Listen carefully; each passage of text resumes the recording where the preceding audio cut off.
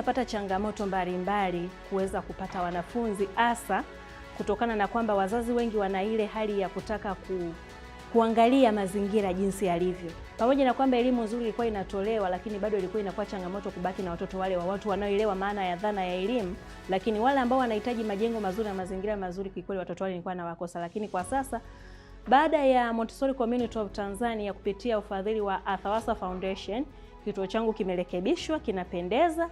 Kwa hiyo ninatarajia sasa kutoka kwa idadi ya watoto 15 nilionao nitaweza kufikia kima cha idadi ya wanafunzi katika darasa la Montessori ambao ni 25. I have nothing to say. I'm happy because of my school. It is now good.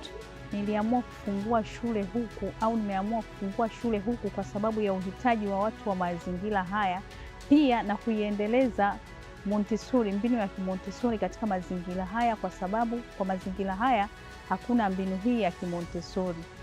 Pia ninawashukuru sana Montessori Community of Tanzania, Athawasa Foundation kwa kuniwezesha kunifikisha hapa, kwa sababu ilikuwa ni jengo lakini mpaka sasa imekamilika kuwa kituo kamili. Lengo la MCT ni kuweza kuhakikisha kwamba tunaweza kuvifikia vituo hivi ambavyo vinahitaji maboresho, vinahitaji ukarabati zaidi, kwa sababu tumegundua na tumeona kwamba vituo vingi vya kulelea watoto vya mchana vina changamoto kubwa ya kimazingira. Mazingira sio rafiki, vyumba vinakuwa vimechakaa.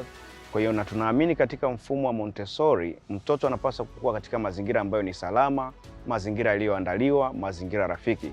Kwa hiyo hili ni lengo na dhamira ya ofisi ya MCT na programu hii ya ukarabati wa vituo kuweza kufikia nchi nzima kwa kadri ambavyo tutakuwa tunafanikiwa kupata ufadhili zaidi kama ambavyo Athawasa Foundation wamekuwa wakifadhili mradi huu.